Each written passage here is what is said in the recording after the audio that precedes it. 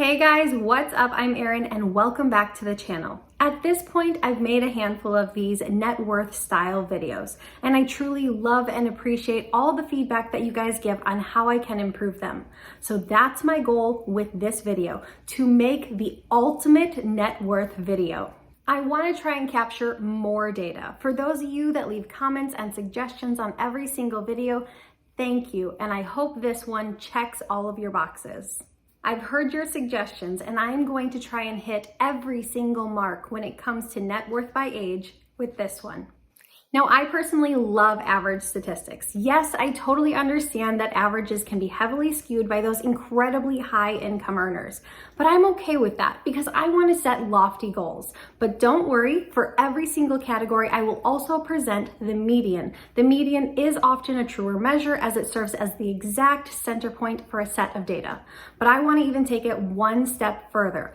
I want to break down each age category by percentile. So for each age category, I'm going to present the net income for the 25th percentile, the 50th percentile, which is the median, the 75th percentile, the 90th percentile, and the 99th percentile. Then, as many requested, we will look at net worth based on home ownership, that is including the value of your primary residence as well as excluding the value of your primary residence, as well as net worth based on region, whether you live in a rural or an urban area, and then finally net worth based on education level. So I think I got it all in this one. Let me know in the comments down below if there is a category that I missed.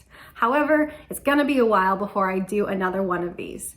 Just to touch quickly on some of the items that are included in net worth, those would include things like your savings accounts, your checking accounts, your traditional brokerage accounts, retirement accounts like your IRA, 401k, 403b, TSP, the cash value of your life insurance policies, equity in any business that you own, equity in your home or any rental properties that you have, even your vehicle value if you want to include that.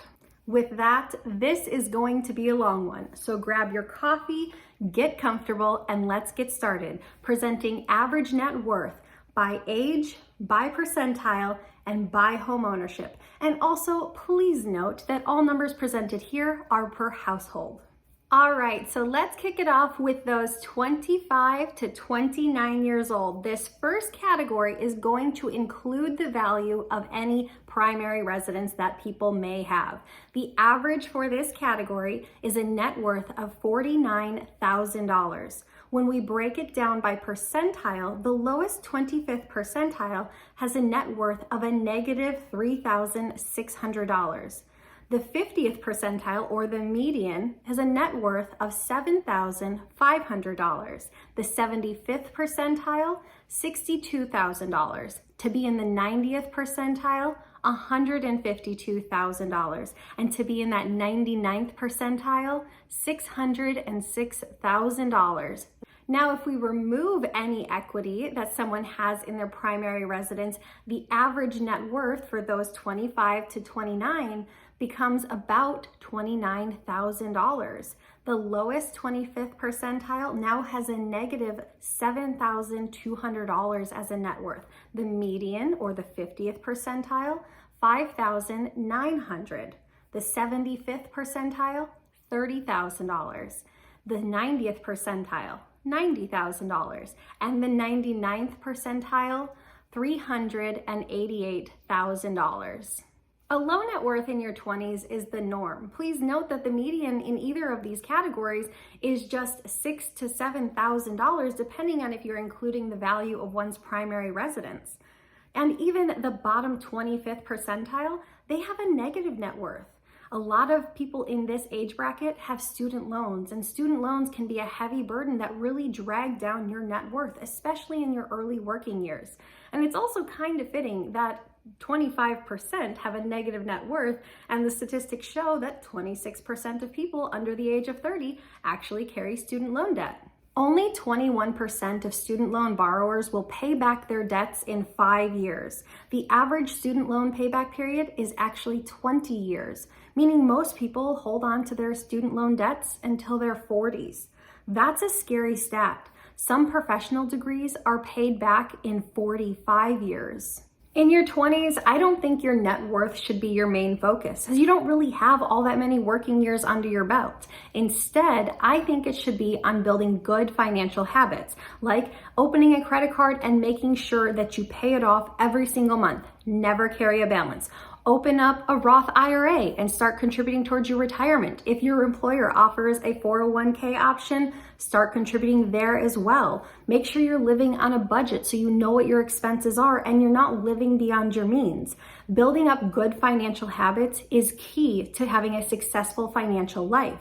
Even if you're just contributing small amounts to these retirement accounts, to your savings, to your investing, it's okay. Just get started. You can always increase the amounts you contribute later as your income increases. I really think one of the worst things you can do is just ignore your finances. Have this blasé attitude of, well, I'm too young to worry about my future or retirement. I'll just start later.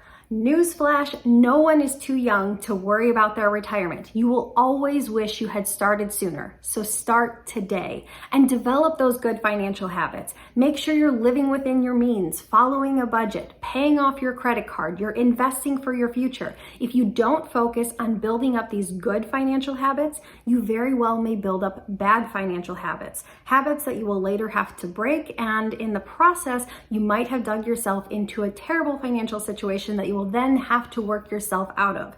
That's no fun. Why not start off on the right foot and make your life a little bit easier? Next up, we have those aged 30 to 34, including the value of their primary residence. The average net worth for this group is $123,000. When we break it down by percentile, the 25th percentile has $2,700. The 50th percentile, or the median, has a net worth of $35,000. The 75th percentile, $117,000. The 90th percentile, $259,000. And the 99th percentile, $957,000 as a net worth. For those aged 35 to 39, including the primary residence again, the average for this age group is a net worth of $274,000. Looking at it by percentile, the 25th percentile has a $5,000 net worth. The median has a $55,000 net worth. The 75th percentile has a $228,000 net worth. The 90th percentile has a $600,000 net worth. And the top 99th percentile has a net worth of over $4 million. Now let's remove the value of the primary residence. For those aged 30 to 34, the average net worth is $79,000. Looking at it by percentile, the 25th percentile actually has a negative $100 net worth. The median, or the 50th percentile, has a net worth of $14,000. The 75th percentile, $55,000. The 90th percentile, $151,000, and the 99th percentile, $556,000. For those aged 35 to 39, the average net worth is $205,000. By percentile, the lowest 25th percentile has a net worth of $587. The 50th percentile, $20,000. The 75th percentile, $128,000. The 90th percentile, $427,000. And the top 99th percentile, $3.7 million as a net worth. In your 20s, you likely focused on trying a bunch of different career options. By the time your 30s or your late 30s roll around, you've likely landed in a career that you're comfortable having some longevity with. And that way you can start to hone your skill set and work your way towards promotions and helping to increase your pay, maybe even strategically switching jobs for a different company to increase your pay. Once you focus on increasing your pay, then you can focus on increasing your net worth. And if you established good financial habits in your 20s, all you have to do is keep on going on them in your 30s. So that's not too hard. The real thing to concern yourself with here is a lifestyle creep. It is very real. After feeling like you sacrificed so much, working so hard in your 20s to get where you are, it can feel like you deserve that nicer car, the nicer home, or nicer restaurants. And it's okay to go for those nicer things. As your pay increases, you are welcome to do that, but just make sure that you're increasing your investment contributions as well. You're increasing your investment towards your future, because you don't want to upgrade your lifestyle, but not upgrade your investments and your savings, because you don't want to be saving the same amount at 35 when your income is double what it was when you're 20, and keep saving that same amount as if you were 20 years old. By the time we get to this 35 to 39 age bracket, all those negative net worths for the 25th percentile are gone. And it's in this same age bracket that we see that 99th percentile first pop 7 figures. And that's pretty incredible. For those who have this type of wealth in that 90th and 99th percentile in this age range, it can seem like a lot of money for those at a very young age. And yes, I get to say that it's young because this is my age bracket and I'm still young. Always, we are going to have some people who are negative Nancy's and are just like, well, obviously they inherited it. But it's important to remember at every single age, there are people who do incredibly well. But it's worth noting that only 35% of people actually receive intergenerational wealth transfers. Most people who become wealthy do so on their own. They do it through a mixture of good income, good investing habits, and patience. No matter what age bracket you find yourself in, there will always be people in that age bracket who do incredibly well. Also, the median age for first-time homebuyers is 33. And with 47% of 30 to 34-year-olds and 59% of 35 to 44-year-olds owning homes, we are likely going to see home equity start to become an increasing portion of one's net worth.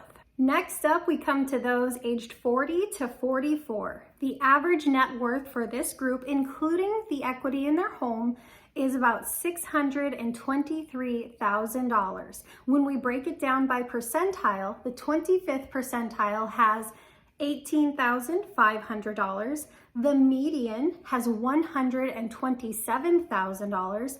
The 75th percentile, $351,000.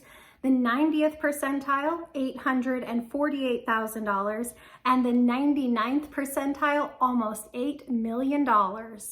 And looking at those aged 45 to 49, the average net worth for this group is $761,000. Breaking it down by percentile again, we get the bottom 25th percentile has $19,800. The median, $164,000. The 75th percentile, $452,000. The 90th percentile, $1.3 million. The 99th percentile, $10.5 million. Now let's take out the value of that primary residence and look at net worth. So for those aged 40 to 44, the average net worth for this group, excluding primary residence, is $509,000. Breaking it down by percentile, the 25th percentile has $7,800. The median or the 50th percentile, $55,000. The 75th percentile, $225,000. The 90th percentile, $648,000. And the 99th percentile, $6.9 million. And for those aged 45 to 49, the average net worth is $605,000. The 25th percentile is $7,800. The median, or that 50 percentile, is $60,000. The 75th percentile, $282,000. The 90th percentile, $1.1 million. And the 99th percentile, $8.3 million. This is the first decade where we really start to see some significant strides in net worth growth.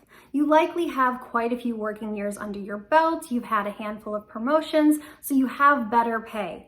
And it's also in their 40s and late 40s when most people start to enter their peak earning years. Of course, there is still great room for growth for many workers, but both men and women tend to enter their peak earning years in their mid to late 40s. It's also in your 40s that you start to feel like you get a handle on life. When you're in your 20s, you're just trying to figure out which direction you want to go. What career do you want to take, or where do you want to live? When you get to your 30s, maybe you're looking at getting married, you're considering a career change because the first one or perhaps even 4 that you tried didn't pan out the way you thought. Maybe you're looking at having kids or buying a home or all of the above. By the time people turn 40, they generally start to feel like they have a handle on life, or they're closer to having a handle on life. Not only are we starting to see greater growth in net worth, but we're also starting to see greater gaps in those 75th, the 90th, and the 99th percentile when we compare them to the median figures. We also are starting to notice greater gaps when we include someone's value of their primary residence and when we exclude it. For instance, between the ages of 45 and 49, the median net worth including one's home value is about $164,000. But if you take out the home, it's only $60,000. Keep in mind, the experts recommend having 3 times your annual income saved up by the time you're 40, 5 times your annual income by the time you're 50 to ensure that you are adequately prepared for retirement. These figures are household figures, so that means the typical person is falling woefully short. If you find yourself in this position, it might be time to get serious about your finances and find ways to boost your net worth. When you're in your 40s, you likely still have a few decades before you reach retirement. It's becoming more and more commonplace for people to work past the age of 70, partly because people are remaining healthier and many choose to continue working, but partly because some people feel like they have to because they rely on that income source. In fact, 45% of 40-year-olds surveyed say they expect to keep working until at least 70. So if you're a little bit late to the money game and decide to kick your wealth building journey into high gear when you're in your 40s, you could still have at least 20 years prior to reaching retirement where your money is put to work. That can allow compounding interest to work its magic. Next up, we have 50 to 54-year-olds. The average net worth, including the primary residence, is almost $900,000. Breaking it down by percentile, the 25th percentile has about $39,000. The median, or the 50th percentile, has $171,000. The 75th percentile has a net worth of $494,000. The 90th percentile, $1.4 million, and the 99th percentile, $13.5 million. And for those age 55 to 59, the average net worth, including primary residence, is $1.2 million. Breaking it down by percentile, the bottom 25th percentile has $39,000, the 50th percentile, $194,000, the 75th percentile, $645,000, the 90th percentile, $2.5 million, and the 99th percentile, $17.5 million. Now, if we take the equity in the home out of the equation and we look at these age brackets again, starting with the 50 to 54-year-olds, the average net worth is $715,000. Breaking it down by percentile, the 25th percentile is about $8,000. The 50th percentile, $64,000. The 75th percentile, $306,000. The 90th percentile, $1.1 million. And the 99th percentile, $11.3 million.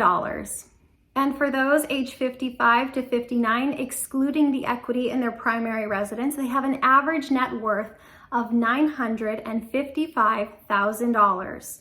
Those at the 25th percentile have a net worth of $9,800. Those at the median, $59,000. The 75th percentile, $412,000. The 90th percentile, $1.9 million, and the 99th percentile, $16.3 million.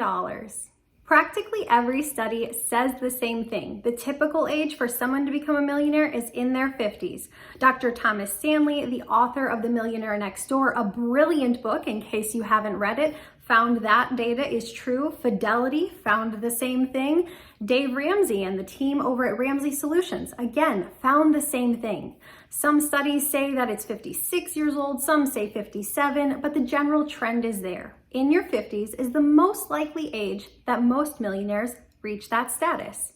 If you want to build up a 7-figure net worth, it's likely to take some time. And according to Ramsey Solutions' National Study of Millionaires, it takes the typical person 28 years of investing before hitting that millionaire threshold. Notice the difference between the average and the median. Becoming a millionaire is not the norm. Only about 13.6 million households in America, or about 10% of our nation, actually have a net worth that exceeds $1 million when you exclude the value of their primary residence. So it's a really special feat to be able to invest and save this much. Even in this age bracket, we see that being a millionaire puts you in those upper echelons. It puts you in that top 10% when we exclude home value. Even if we include home value, it still puts you pretty darn close to that top 10%. That equity in your home, yes, of course it counts towards your net worth. You own that. But it does seem a bit concerning that so many people, such a great percentage of our society, have their net worth tied to the value of their primary residence and the equity they have in their home. For instance, based on the median figures alone, for 50 to 54-year-olds, their residence accounts for almost 60% of their net worth. And for those aged 55 to 59, it accounts for almost 70% of their net worth. Having investable assets outside your primary residence is imperative as you approach retirement and your income stops. That is, of course, unless you've actually set up multiple income streams that will continue when you step away from your day job. At that point, it's probably not much of a concern anyhow. It's worth noting that the primary account used by Americans to build wealth is the 401k. And the typical 401k, the median 401k balance for those in this age group is about $50,000. So that means two things. One, the vast majority of their savings is actually socked away in a 401k when we start to exclude that primary residence. And two, this group is underutilizing their 401k because by the time you reach 50 or late 50s, you are likely to have at least 25 working years under your belt. The median household income in America is about $67,000. The average 401k match is about 3.5%. So that means at the very least, you should be investing $2,345 per year, and your employer should match that amount for a total of $4,690 invested every single year. Assuming you do that for 25 years and capture an 8% return, you would have somewhere in the ballpark of $370,000, which is nowhere near what the typical American has saved up. In fact, that would put you in the top 75th percentile for Americans, excluding home value. So that means as a whole, as a nation, we need to do better with our savings. Yes, I simplified these numbers. There's likely to be 2 income earners in a household. They likely don't have the same 401k plan, and pay is likely to change over time, not remain constant. But the basic premise is the same. We need to be saving more. Next, we come to those aged 60 to 64. Average net worth, including the equity in their home, is $1.2 million. Breaking it down by percentile, the 25th percentile has about $49,000. The median, $229,000. The 75th percentile, $735,000. The 90th percentile, about $2 million. And the 99th percentile, $14.6 million. When we look at those aged 65 to 69, the average net worth, including the equity in their home, is about $1.3 million. The 25th percentile has about $44,000. The 50th percentile, $272,000. The 75th percentile, $808,000. The 90th percentile, $1.9 million, and the 99th percentile, $16.4 million. Now, if we look at these same ages, but we exclude the equity in their primary residence, looking at those age 60 to 64, their average net worth is $982,000. The 25th percentile has about $7,700. The 50th percentile, $85,000. The 75th percentile, $507,000. The 90th percentile, $1.6 million. And the 99th percentile, $12.3 million. And for those age 65 to 69, excluding the equity in their primary residence, they have an average net worth of $1 million. Breaking it down by percentile, the 25th percentile has about $8,000. The 50th percentile, $75,000. The 75th percentile, $535,000. The 90th percentile, $1.5 million. The 99th percentile, $15.4 million. This is the decade when most people enter into retirement. The average age for a woman to retire is 62. For men, it's 65. The average age for full retirement benefits from Social Security is 67. Sure, many workers are choosing to extend their working years, some by choice, some by necessity. Some are in a job that they love and they just simply don't want to retire, or they maintain their health long enough that they feel good still going to work. Others work because they have to, because they haven't yet saved up enough for retirement, or they're still relying on that income stream. If you look at these median numbers, excluding primary residence, the median values are $85,000 for 60 to 64-year-olds and $75,000 for 65 to 70-year-olds. I don't have any other way to say it other than that's terrifying. Attempting to retire when you have $75,000 or $85,000 saved up and trying to use the 4% rule, that's going to give you an income of $3,000 a year, maybe $3,400. Of course, you still have Social Security benefits, but at that point, Social Security is your lifeline. The average Social Security check is $1,657 per person, and that's only going to net you an annual income of just shy of $20,000 per year, and you still have to pay taxes. I think that's a very scary position to be in. If you're single and making that, that can be frightening. Of course, Social Security benefits do go all the way up to $3,300. So if you're toward that range, that looks more like $40,000 per year. And if you're coupled up and you both make that, well, then you have a household income of $80,000 per year, which could provide a great retirement. So it really depends on your individual circumstance. When you consider that the typical person in their 60s has a net worth of $228,000 or $271,000, that picture looks a bit better. But more than $200,000 of that is tied up in a home, and you can't live off your home, that is, until you sell it or at least rent part of it out. By the time you're 60, you're supposed to have at least 7 times your income saved up, 9 times by the time you're 70. Based on these stats, the typical person is nowhere near that. In fact, when we look at these numbers, it appears that only those in the top 75th percentile on up are adequately prepared for retirement.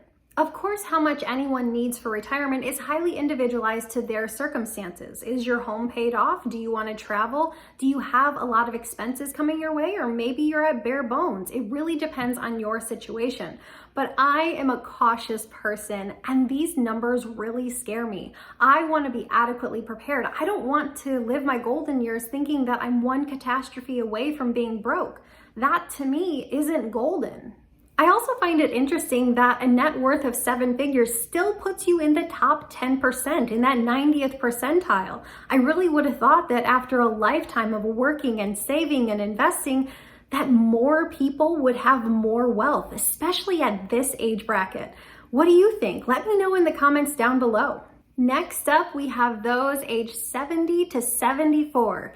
Including the equity in their home, the average net worth is $1.2 million. The 25th percentile has about $70,000. The 50th percentile, $258,000. The 75th, $816,000. The 90th, $1.9 million, almost $2 million. The 99th percentile, $12.6 million.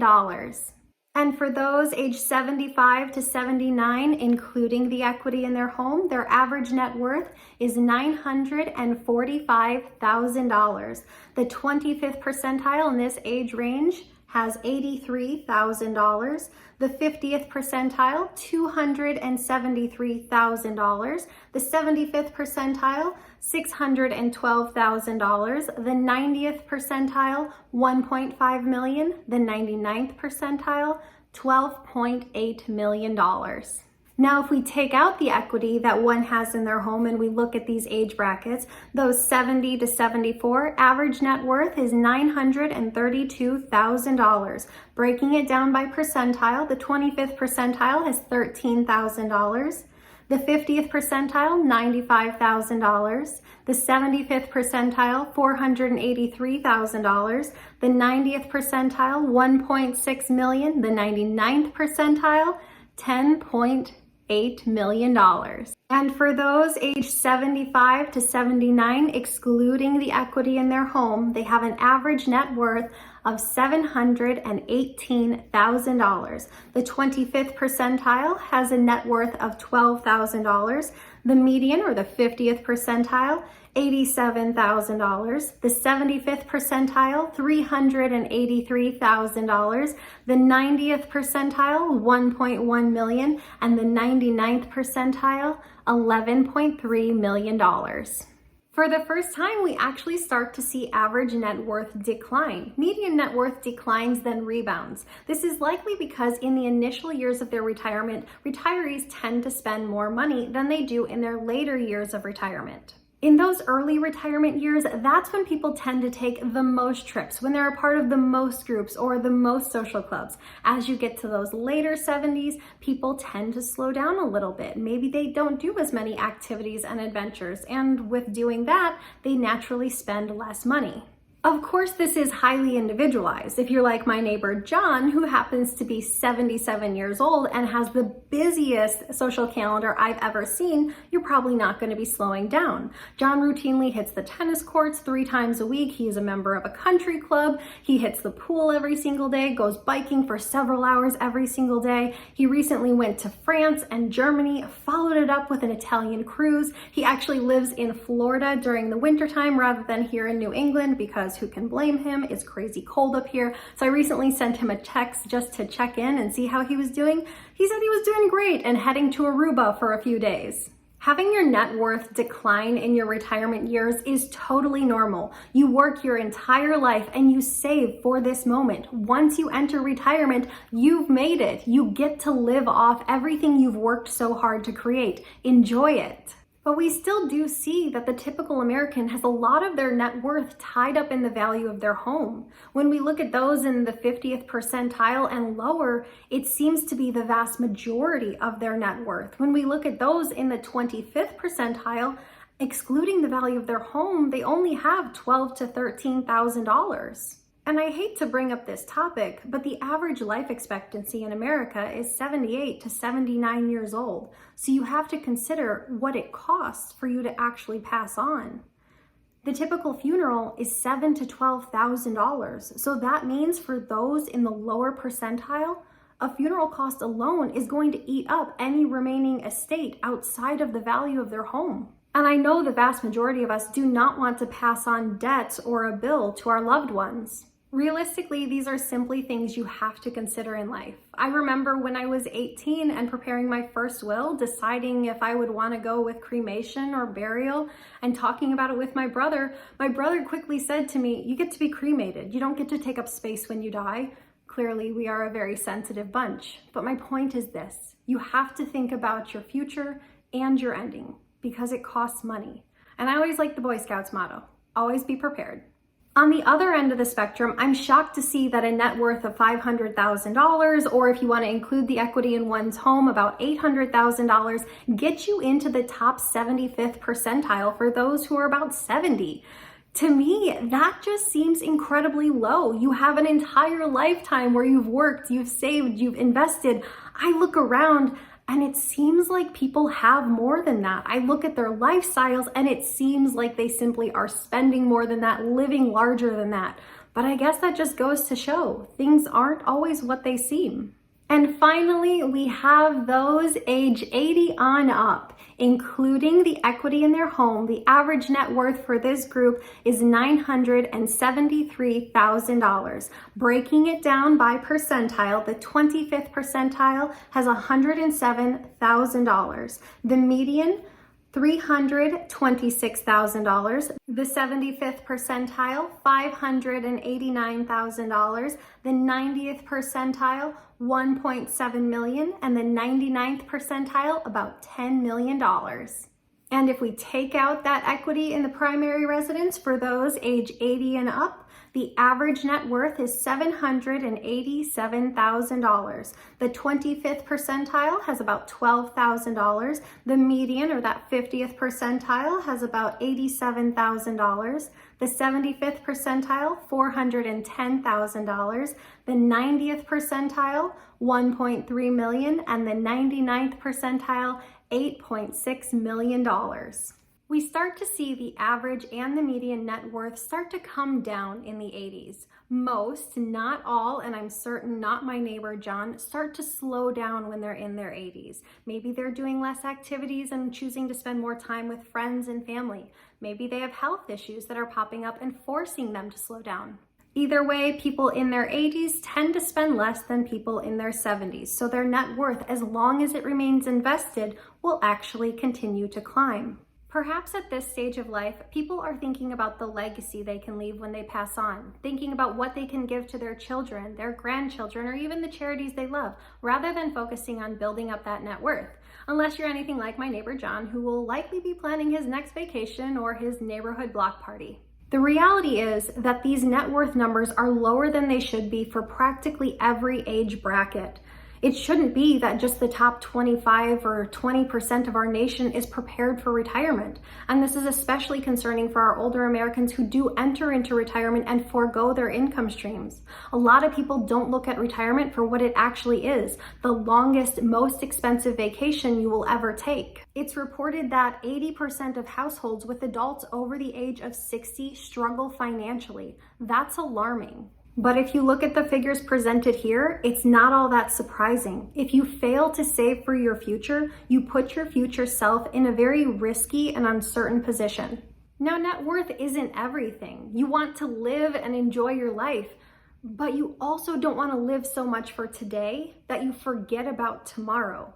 Money isn't everything, but it does matter. You have to have enough money to live your life. Now, if we take a bird's eye view of this data and look at the nation as a whole based on home ownership, those who own a home have a median net worth of $255,000 and an average net worth of $1.1 million. Those who do not own a home have a median net worth of $6,300 and an average net worth of $95,600. Now, it's important to keep in mind that this data does not factor in age. Rather, it is representative of all homeowners and all non-homeowners, so it likely spans several decades. And that can also partly explain the great disparity between average and median in this case. Those at younger ages are far less likely to own a home than those at more advanced ages. For instance, only 38% of people under the age of 35 own a home, and almost 80% of those 65 and older own a home.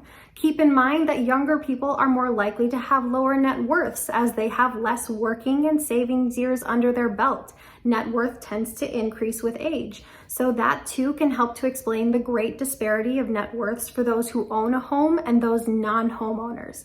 Non-homeowners are statistically likely to be younger. Also, these figures do include any equity that homeowners have built up in their home. Obviously, any debt they still owe on their mortgage will be subtracted from their net worth. Now, I've often heard people refer to owning a home like having a forced savings account, and there is some truth to that. Every month you make your mortgage payment, and a little bit of that goes towards the equity in your home, and that does get tallied towards your net worth.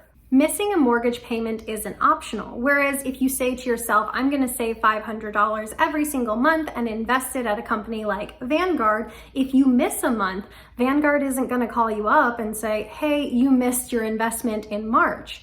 Nope, they're gonna let you off the hook. However, your mortgage company will be contacting you if you miss a monthly payment. So in a way, it does force you to save a bit.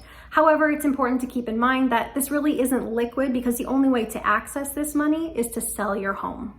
It does seem from the data in this video that many Americans aren't saving much outside of their home, and having a paid off home and equity in your home is great, but so too is having money to fall back on in an investment and an emergency situation. I also want to add that I don't think homeownership is absolutely essential to building your wealth. I think being a homeowner used to be the American dream, but I don't know if that necessarily rings true anymore. I think a lot of people enjoy the freedom of not being tied to any one location. And there are a lot of roads to wealth. You can start your own business, you can invest. They don't have to include homeownership. So whether or not your path to wealth includes homeownership, well, that's really a personal preference. What about net worth based on region? For this, there are simply too many metro areas and too many rural areas to offer up a one-to-one comparison. So again, we have to take a bird's eye view. For urban areas, the median net worth for a household is $126,000. The average is $806,000. For more rural areas, the median net worth is $90,400 and the average net worth is $325,000. Again, keep in mind that this is going to consider people of all ages. And I think it's somewhat unsurprising to see that the median and the average are actually higher for urban areas than they are for more rural areas. When we look at the average, we see that the average for urban areas is actually 2.7 times what it is in rural areas. In urban areas, you often have a greater selection of job opportunities and a wider selection of higher paying jobs. I'm actually from a very small town in northern Michigan, and I dearly love my hometown, but its job opportunities there are very slim. Moving away opened up a world of opportunities that would have otherwise not been available to me. And while I definitely want to get back to a smaller town because I am a small town girl at heart, right now I am prioritizing my career, and that means that I have to be in a more urban area. Now, of course, the cost of living in a metro area is often higher, but with such great job opportunities, it can often be a net positive to live in a metro area. And finally, we have net worth based on education level. We are taking an overall view considering the nation as a whole, as there are simply too many workers in any one given category. If we look at those with no high school diploma, the median net worth is about $20,500. Average net worth, about $138,000. For those with a high school diploma, median net worth is about $74,000. Average net worth, about $305,000. For those with some college, median net worth is $88,800. Average net worth, $376,000. And for those with a college degree, median net worth is $302,000. Average net worth, $1.5 million. I know the massive amounts of student loans and the matter of a college degree can be polarizing for some, but strictly from a statistics standpoint, education pays. Often the higher your education level, the more qualified you are for a higher paying position. Of course, you want to take into account the degree type, as not all degrees offer the same opportunities. Those with a 4-year college degree on average earn about $1 million more over a lifetime compared to those with just a high school diploma. Further, those with a professional degree typically earn $1.5 million more than those with just a 4-year degree, and thus $2.5 million more than those with just a high school degree. And greater earnings allows for greater wealth creation. Now, of course, these are not hard and fast rules, as there are exceptions to every single rule. A college degree does not guarantee you a good paying career. Likewise, a high school diploma does not pigeonhole you to a lifetime of low earnings. One's own grit and determination plays a huge factor in your own life and your own destiny. But with that said, it can be an easier road to wealth creation with a higher level of education. So there you have it, the ultimate average net worth by age, by percentile, by home ownership, by a little bit of everything. So I hope this one truly checked all of your boxes, because we're not going to do another one of these for a little while. Maybe 2023 will bring it back. I hope you got something out of this. If you'd like to share your thoughts down below, I'm always interested in reading what you guys have to say. If you got anything at all out of this one, please give it a like. If you're new here, please consider subscribing. Or if you know of anyone who might get something out of this type of content, please consider sharing. I hope you have a great day. I'll see you soon. Bye.